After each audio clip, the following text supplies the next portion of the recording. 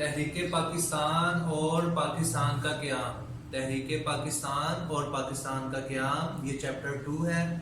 آج ہم چیپٹر 2 کے بارے میں پڑھیں گے۔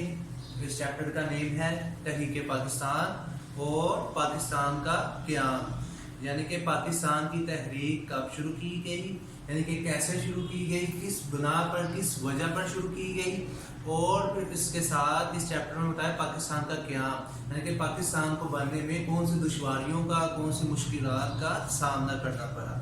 سب سے پہلے ہم آج پڑھیں گے تحریک پاکستان کا پس منظر، back ground of Pakistan movement. یہ پیج نمبر 19 ہے اس کا۔ آج ہم یہاں سے شروع کریں گے۔ بڑے صغیر جنوبی ایشیا میں مسلمانوں کی آمد 712 میں محمد بن قاسم کی فتح سندھ سے شروع ہوئی، یعنی کہ بڑے صغیر جنوبی ایشیا میں مسلمانوں کی آمد 712 میں محمد بن قاسم کی فتح سندھ، یعنی کہ مسلمانوں کی آمد کا سلسلہ کب سے شروع ہوا؟ 712 میں، جب محمد بن قاسم نے کس پر حملہ کیا تھا؟ سندھ پر حملہ کیا، اور راجہ داہر کو، جیسے پچھلے لیکچر میں ریسنٹلی آپ نے پڑھا تھا، راجہ داہر کو انہوں نے شکست دی۔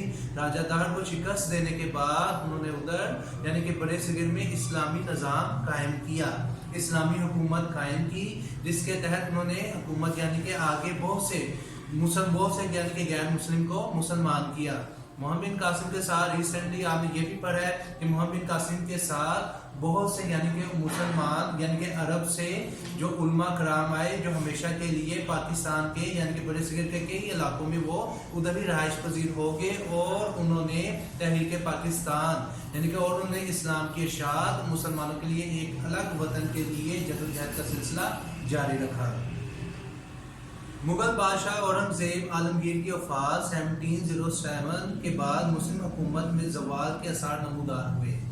اب آگے انہوں نے بتایا کہ مغل بادشاہ اسٹیپ بائی اسٹیپ بتائیں گے تحریک، ہم پڑھ کیا رہے ہیں تحریک پاکستان، یعنی کہ پاکستان کی تحریک کہاں سے شروع ہوئی؟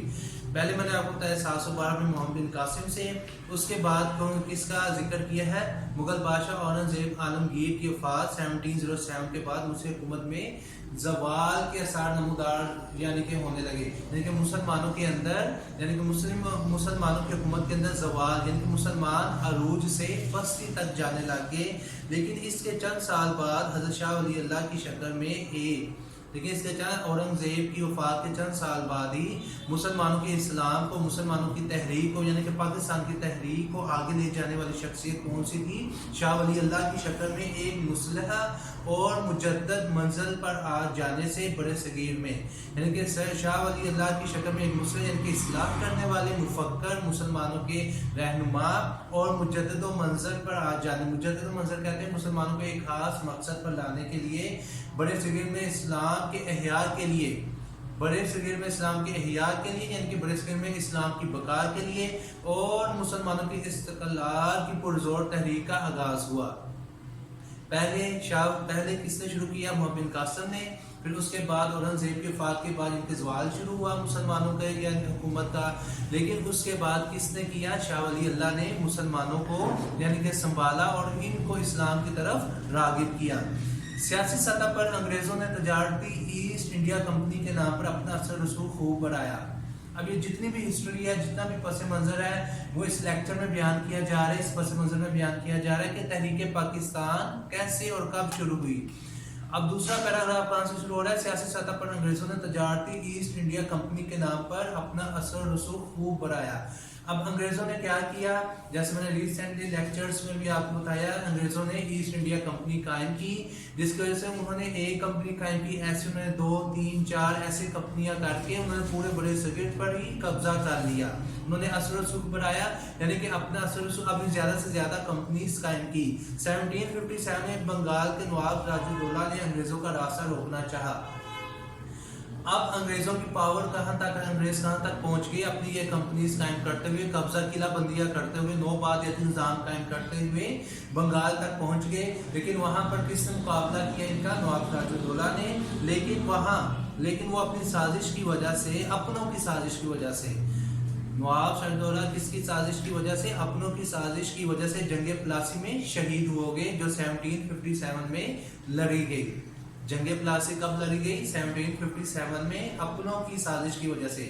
1799 میں میسور کے حکمران ٹیپو سلطان کو بھی اپنوں کی غداری کی وجہ سے جام میں شہادت نوش کرنا پڑا۔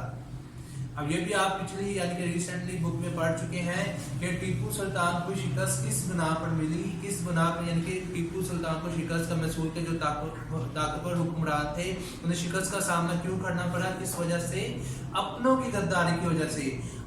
میں اپنے لیکچر میں ہر دفعہ یہ آپ کو سمجھاتا ہوں کہ مسلمان کی ہسٹری چیک کر لیں، مسلمانوں کو کبھی بھی شکست کوئی بھی قوم نہیں دے سکی، نہ ہی ہندو، نہ ہی یہودی، نہ ہی عیسائی۔ مسلمانوں کو ہمیشہ شکست صرف اپنوں کی، مسلمانوں ہی کی وجہ، مسلمانوں میں کوئی ایسے منافق، ایسے کوئی غدار ہوتے ہیں جو مسلمان، جس کی وجہ سے مسلمانوں کو شکست ہوتی ہے۔ لکھا ہوا ہے نا، اپنوں کی وجہ سے ان کو یعنی کہ ٹیپو سلطان کو بھی جامع شہادت نوش کرنا پڑا۔